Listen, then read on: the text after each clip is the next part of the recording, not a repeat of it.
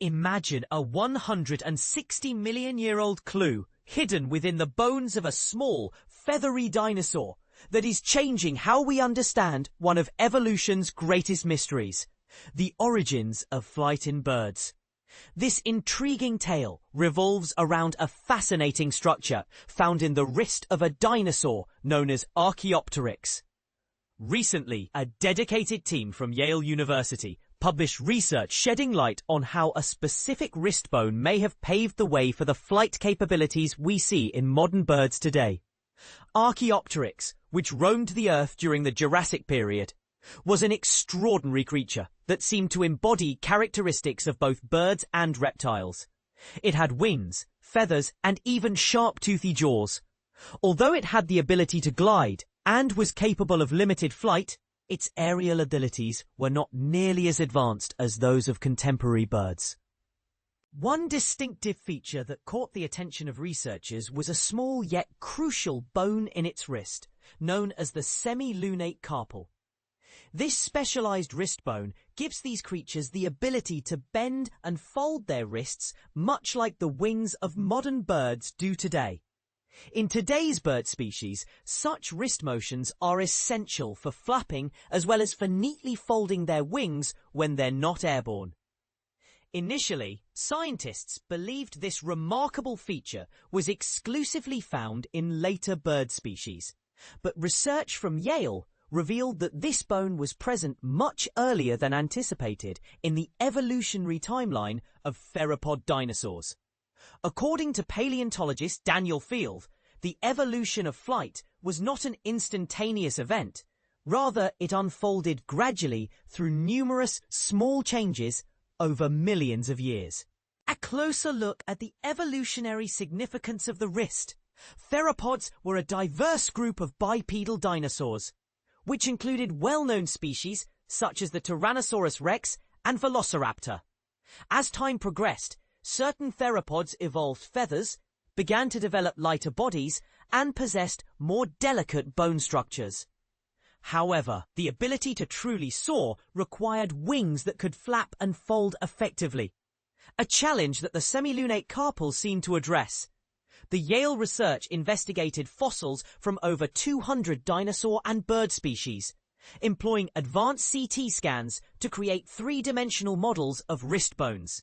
These digital simulations enabled the researchers to analyze the movements of these ancient bones. The findings were groundbreaking. The semilunate carpal was not an exclusive trait of birds.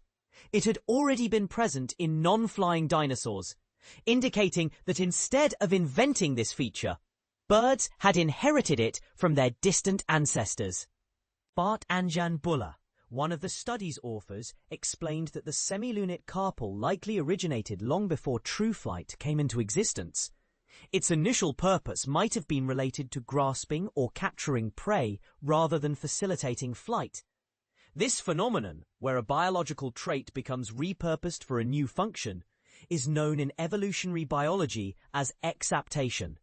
In this case, a wrist bone, once used for snagging food, transformed into a key component of wing structure for birds. Connecting evolutionary dots through fossils.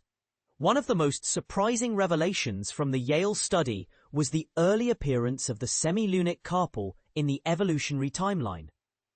The research illustrates that certain non-avian dinosaurs had this bone as much as 40. In modern birds, the wrist bends sharply to facilitate the folding of wings, a crucial motion that protects feathers and generates powerful downward thrust during flight.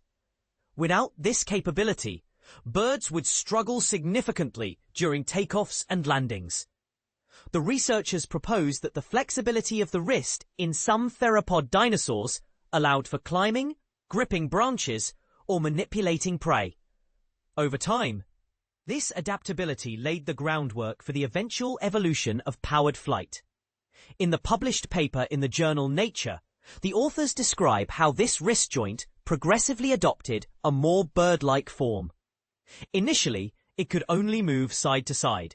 Eventually, it developed greater rotational freedom, eventually culminating in the ability to flex sharply like a hinge. This progression mirrors changes observed within the fossil record. By evaluating wrist structures spanning hundreds of fossil samples, the research team constructed a timeline that encapsulates how the wrist transformed over time. Their results showcase strong correlations between the development of wrist flexibility and the emergence of other flight-related characteristics, such as feathers and diminutive body size. Bart and Jan Boulard summarized the study beautifully. We can trace this transformation bone by bone, trait by trait. It's like observing evolution unfold in slow motion. The relevance of these findings today. But why does this matter for us today? This research transcends mere historical interest. It offers insights into why birds are the sole group of dinosaurs to have survived the catastrophic extinction event that occurred 66 million years ago. Their unique skeletal structure, characterized by lightweight, flexible frames optimized for flight, may have granted them an evolutionary advantage during that turbulent period. Additionally, this discovery illustrates how minor anatomical changes can precipitate significant shifts in behavior and lifestyle. A seemingly minute alteration in wrist structure was one of many incremental steps leading towards flight, migration, and various other behaviors we associate with contemporary birds. Even species like chickens and pigeons showcase this ancient wrist architecture. When a bird flaps its wings, it duplicates a motion that originated millions of years ago in a world filled with dinosaurs. As Boulard eloquently stated, modern birds are living dinosaurs. Their skeletons articulate a narrative that continues to unfold. This research also underscores the essential role of new technologies in unpacking the mysteries harbored within ancient bones. Through CT scanning, computational modeling, and the use of evolutionary relationship diagrams, scientists can now reveal secrets that lay concealed in fossils for decades. What once required years of speculation can now be investigated with remarkable accuracy. And this is just the beginning. The Yale team believes that similar research endeavors could unveil even more about the ways in which species have transformed through time. Field poignantly noted, "Bones are like books. You just have to learn how to read them." What do you think about these discoveries? Do you agree that the evolution of flight is a fascinating chapter in the story of life on Earth? Or do you believe there are other factors at play that we're still unaware of? Feel free to share your thoughts in the comments.